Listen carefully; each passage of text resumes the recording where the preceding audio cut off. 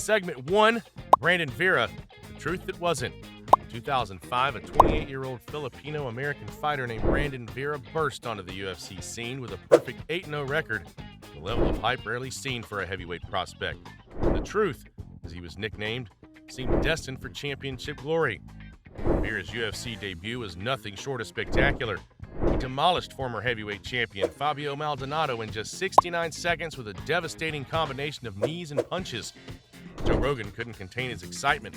This kid is for real. He could be the future of the heavyweight division. His follow-up performance was even more impressive. Vera submitted Brazilian Jiu-Jitsu black belt Asterio Silva with a guillotine choke, showcasing his well-rounded skill set. Then came his breakout moment. First-round destruction of former heavyweight champion Frank Mir at UFC 65. After dismantling Mir, Vera made a bold proclamation that seemed entirely reasonable at the time. I'm going to hold belts in both the heavyweight and light heavyweight divisions simultaneously. Dana White was fully on board. This kid has all the tools to be one of the greatest fighters we've ever seen. Then, everything fell apart. A contract dispute with the UFC sidelined Vera for nearly a year.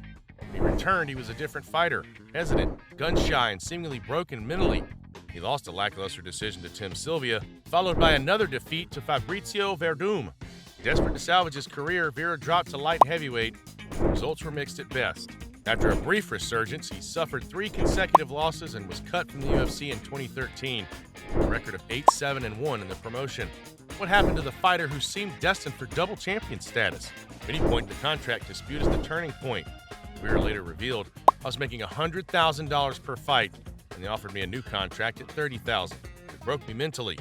Others suggest that the early hype simply exceeded his actual ceiling. Whatever the case, Vera found a second life and won championship, eventually winning their heavyweight title in 2015. He never recaptured the magic of his early UFC run. Today, when fans discuss the greatest what-ifs in UFC history, Brandon Vera's name rarely comes up, a testament to how completely his star has faded from the MMA consciousness. Segment 2, Houston Alexander, the Supernova. UFC 71, May 2007. An unknown fighter named Houston Alexander stepped into the octagon against light heavyweight contender Keith Jardine. He was fresh off a knockout win over Forrest Griffin. The odds were heavily against Alexander, a 35-year-old single father of 6 who worked as a radio DJ and graffiti artist in Omaha, Nebraska. What happened next shocked the MMA world. Alexander unleashed a barrage of uppercuts that dropped Jardine, followed by brutal ground strikes that ended the fight in just 48 seconds. The arena erupted, and a star was seemingly born. Joe Rogan's commentary captured the moment perfectly. Oh my God, Houston Alexander has exploded onto the scene. What power, what aggression. Alexander's follow-up performance was equally spectacular. At UFC 75, he demolished Alessio Sakara in just 61 seconds with devastating knees and punches. 2 fights, 2 first-round knockouts. Total combined time, 1 minute, 49 seconds. Dana White couldn't contain his excitement. This guy has the most explosive hands I've ever seen. He's like a light heavyweight Mike Tyson. The hype train was at full speed. Alexander was featured prominently in UFC marketing, given a spot on UFC primetime, and fast-tracked to face top competition. His compelling backstory, a devoted father who worked multiple jobs while pursuing his fighting dream, made him an instant fan favorite. Then, as quickly as it began, the Houston Alexander phenomenon ended. In his third UFC fight, he was thoroughly dominated by Thiago Silva, exposing glaring weaknesses in his ground game. His next bout against James Irvin lasted just 8 seconds, with Alexander on the receiving end of a highlight reel knockout. 2 more losses followed, and Alexander was cut from the UFC with a record of 2-4. His meteoric rise and fall spanned just 18 months, one of the shortest boom and bust cycles in UFC history. Alexander continued fighting in regional promotions for years, occasionally scoring impressive knockouts, never recapturing the magic of those first 2 UFC performances. His career serves as a cautionary tale about the dangers of rushing prospects and the limitations of one-dimensional fighters at the highest level. Today, when fans discuss Alexander, it's usually with a sense of nostalgia for those 2 electrifying performances rather than recognition of a complete fighting career. He remains one of the most spectacular flash-in-the-pan stories in UFC history. If you're enjoying this breakdown of forgotten UFC stars, hit like and subscribe for more MMA history. Segment 3, Darren Till, the gorilla who disappeared. UFC Fight Night 118, October 2017. A brash, undefeated welterweight from Liverpool, England named Darren Till stepped into the octagon against UFC veteran Donald Cowboy Cerrone. What followed was nothing short of a star-making performance. Till dismantled Cerrone with surgical precision, showcasing elite striking that left the veteran bloodied and bewildered. The first-round TKO victory immediately catapulted Till into the welterweight elite, had analysts comparing him to a young Conor McGregor. Dana White couldn't contain his excitement. This kid is the future of the 170-pound division. He's got that special something that you can't teach. He's a superstar in the making. UFC quickly capitalized on Till's charisma and fighting style, giving him a main event in his hometown of Liverpool against Stephen Wonderboy Thompson. When Till won a controversial decision, his hype reached fever pitch. Despite being just 17-0-1, he was fast-tracked to a title shot against champion Tyron Woodley at UFC 228. The marketing machine was in overdrive. UFC positioned Till as Europe's next great champion, a striking savant who would usher in a new era at welterweight. His confidence was infectious as he predicted not just victory, but an easy one. "I'm going to run through Woodley like he's nothing." Reality hit hard. Woodley dominated Till from the opening bell, eventually submitting him with a Darce choke in the second round. It wasn't just a loss, it was a complete dismantling that exposed glaring holes in Till's game. The downward spiral continued. In his next fight, Till was brutally knocked out by Jorge Masvidal in London, suffering the first knockout loss of his career in front of his home crowd. Suddenly, the unbeatable striking prodigy looked very beatable indeed. Seeking a fresh start, Till moved up to middleweight, but the results were mixed at best. After a narrow win over Kevin Gastelum, he lost consecutive fights to Robert Whittaker, Derek Brunson, and Dricus du Plessis. The once unstoppable prospect had gone 1-5 in his last 6 fights. What happened to the fighter Dana White once called the future? Some point to the rush title shot, arguing Till wasn't ready for that level of competition. Others suggest his weight cuts to 170 pounds had compromised his durability. Till himself has admitted to mental struggles. "The pressure got to me. I started believing my own hype." In 2023, the UFC released Till from his contract, ending a once promising career that had devolved into a series of disappointments. At just 30 years old, the fighter once touted as the next great European champion found himself on the outside looking in. Today, Till's name rarely comes up in UFC discussions except as a cautionary tale about the dangers of pushing prospects too quickly. The gorilla from Liverpool, once considered a lock for championship glory, has become just another forgotten star. Segment 4, Johnny Walker, the Brazilian showman. UFC Fight Night 140, November 2018. A lanky Brazilian light heavyweight named Johnny Walker made his UFC debut with a spectacular first-round knockout of Khalil Roundtree Jr. But it wasn't just the knockout that caught everyone's attention. It was Walker's post-fight celebration, a cartwheel into a worm dance that showcased his infectious personality. In his next 2 fights, Walker needed a combined time of just 2 minutes and 48 seconds to score highlight reel knockouts over Justin Ledet and Misha Cirkunov. 3 fights, 3 first-round finishes, each more spectacular than the last. The UFC had found its next great showman. Joe Rogan couldn't contain his excitement. "This guy might be the most exciting prospect I've ever seen at 205 pounds. He's like John Jones with even more explosive power." Dana White was equally impressed. When you look at a guy like Johnny Walker, he's got all the tools to be a champion. He's big, he's strong, he's fast, he's got that X factor that makes people want to watch him fight. The hype train was at full speed. Fans and analysts were already fantasy booking a future title fight between Walker and then champion John Jones. Walker himself fueled the fire, claiming he could knock out Jones in the first round. Then came UFC 235 and one of the strangest career derailments in UFC history. After knocking out Misha Cirkunov in just 36 seconds, Walker attempted his signature worm celebration and dislocated his shoulder in the process. This bizarre injury sidelined him for months and seemed to strip away his aura of invincibility. When Walker returned against Corey Anderson at UFC 244, he was a different fighter, hesitant, overthinking, and lacking the wild abandon that made him so dangerous. Anderson knocked him out in the first round, handing Walker his first UFC loss and silencing the hype train. The downward spiral continued with losses to Nikita Krylov and Ryan Spann, dropping Walker's record from 3-0 to 3-3 in the UFC. The fighter who'd been touted as the next champion was suddenly fighting for his roster spot. Walker later revealed that the shoulder injury had affected him mentally more than physically. "After I hurt myself, I started thinking too much. I was afraid to be wild because I might hurt myself again. I lost my natural fighting style." Though Walker has since rebounded with some wins and remains in the UFC, the days of being considered a future champion are long gone. Settled into a role as an entertaining but flawed action fighter rather than a legitimate title contender. Today, when fans discuss the light heavyweight division's future, Walker's name rarely comes up. Stark contrast to 2019 when he was considered the heir apparent to John Jones.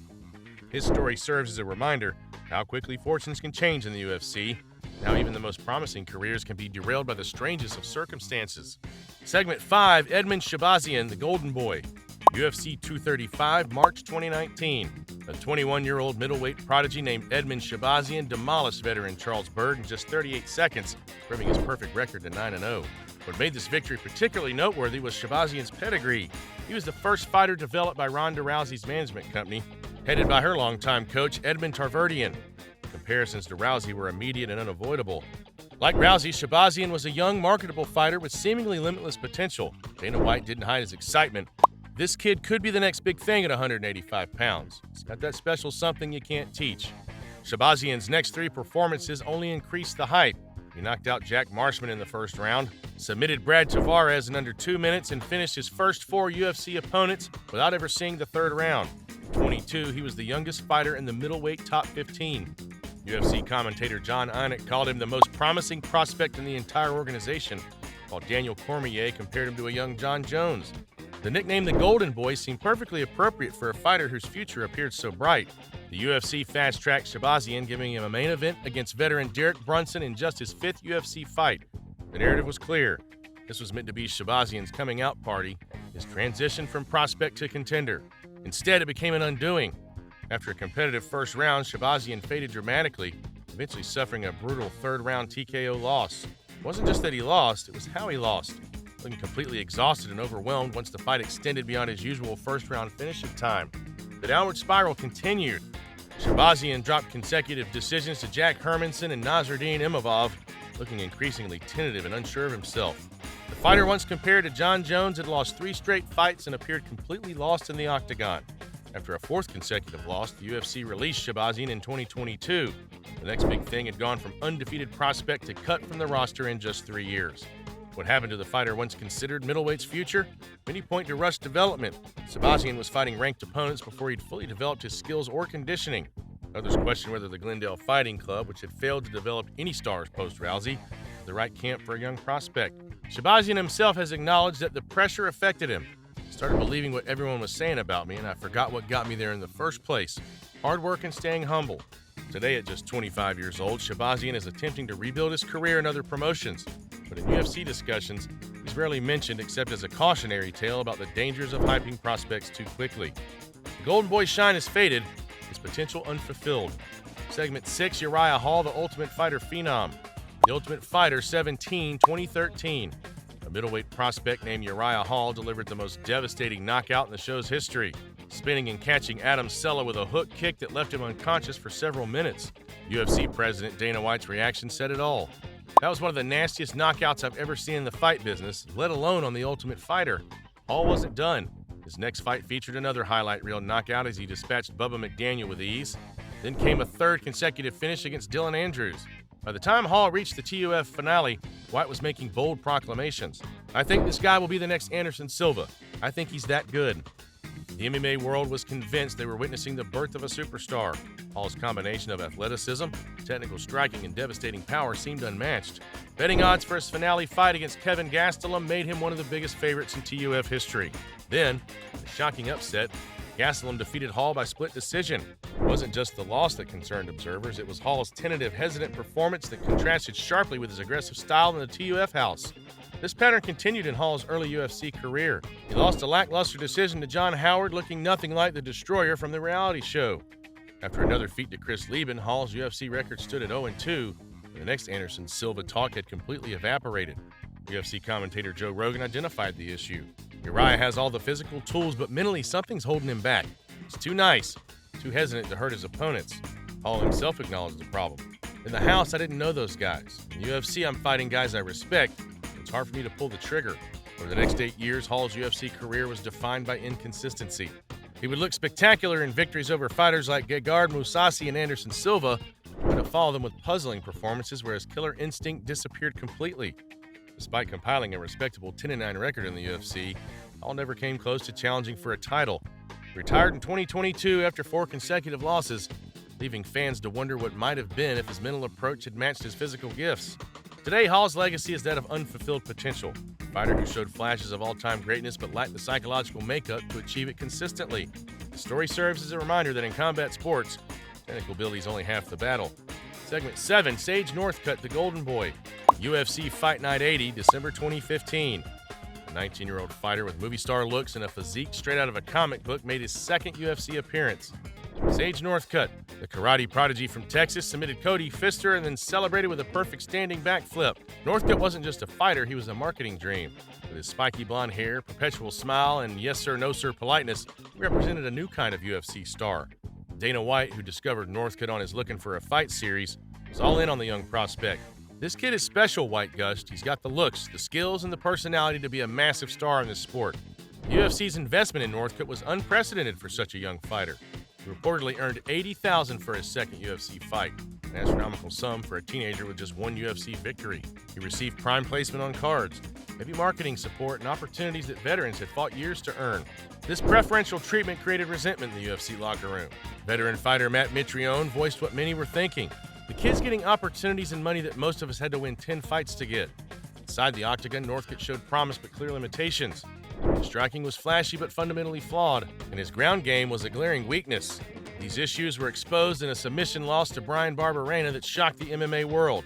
Despite the setback, the UFC continued pushing Northcutt, carefully matchmaking him against strikers who wouldn't exploit his ground deficiencies. He compiled a respectable 6-2 record in the promotion, but never faced ranked opposition or showed the development expected of a future champion. The Northcutt experiment ended abruptly in 2018 when his UFC contract expired.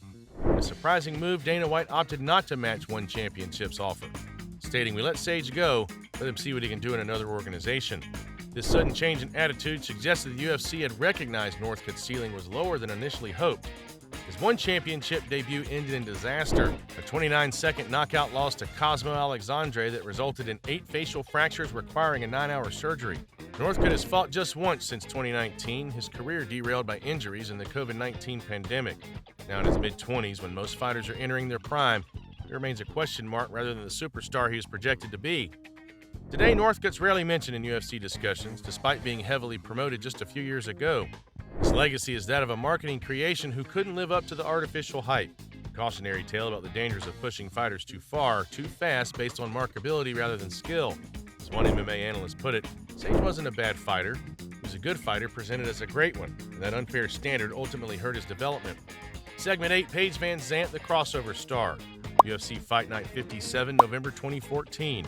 A 20-year-old strawweight with blonde hair, blue eyes, and a megawatt smile made her UFC debut. Paige Van Zandt wasn't just another fighter. She was the promotion's attempt to create a crossover star who could appeal to mainstream audiences. Van Zandt's UFC signing was unusual from the start. While most of the strawweight division was populated through the Ultimate Fighter 20, Van Zandt was signed directly to the UFC despite having just 3 professional fights. The reason? She was too young to participate in the TUF house where alcohol was present. Her debut was an impressive win that earned Fight of the Night honors, but it was her post-fight interview, bubbling with charisma and enthusiasm, that convinced the UFC they'd found their next marketing goldmine. Dana White didn't hide his excitement. She's got that it factor you can't teach. She's marketable, she's talented, and she's only going to get better. The UFC push was immediate and aggressive. Despite her limited experience, Van Zandt received a Reebok sponsorship deal before most ranked fighters. She was featured prominently in promotional materials, given prime card placement and fast track for stardom. This special treatment created tension within the women's divisions. Strawweight champion Joanna Jędrzejczyk voiced her frustration. "I'm the champion and she's making more money from sponsors than me. Something's not right." Inside the octagon, Van Zandt showed heart and athleticism but clear technical limitations. After compiling a 3-0 UFC record against unranked opponents, she faced her first elite test in Rose Namajunas. The result was a one-sided domination that exposed the gap between Van Zandt's marketing push and her actual skill level. Still, her popularity continued to grow outside the cage. She finished second on Dancing with the Stars, releasing a best-selling autobiography, and accumulated millions of social media followers. For the UFC, this mainstream visibility was exactly what they'd hoped for. Van Zandt's fighting career, however, stagnated. She went 2-4 in her final 6 UFC bouts, looking increasingly outmatched against technical strikers and experienced grapplers. When her contract expired in 2020, the UFC made only a modest offer to retain her. Van Zandt opted to sign with Bare Knuckle Fighting Championship for a reported $1 million, but lost both her fights in the organization. She's since focused on her highly successful content creation business, reportedly earning more in a month than she made in her entire UFC career. Today, Van Zandt represents a fascinating case study in UFC star building. Was she a failure because she never became a champion, or a success because she leveraged her UFC platform into mainstream opportunities and financial security? Whatever the verdict, Van Zant's UFC career is now largely forgotten. A brief chapter in a life that has moved far beyond the octagon. From Brandon Vera's unfulfilled double champion dreams to Paige Van Zant's mainstream pivot, these fighters represent the volatile nature of MMA stardom. For every McGregor or Rousey who reaches their potential, dozens of promising talents fade from memory, leaving fans to wonder what might have been. What's fascinating is how quickly these once-type fighters disappear from the conversation. UFC's relentless promotion machine creates new stars every year, pushing yesterday's next big thing into obscurity. The sport moves forward, memories fade, and promising careers become trivia questions. Next time you hear a fighter described as the next big thing, remember these cautionary tales. In the unforgiving world of the UFC, potential means nothing without consistent results. If you enjoyed this breakdown, check out my video on the greatest UFC comebacks of all time. Until next time, keep watching, and remember that in this sport, yesterday's sensation is often tomorrow's forgotten name.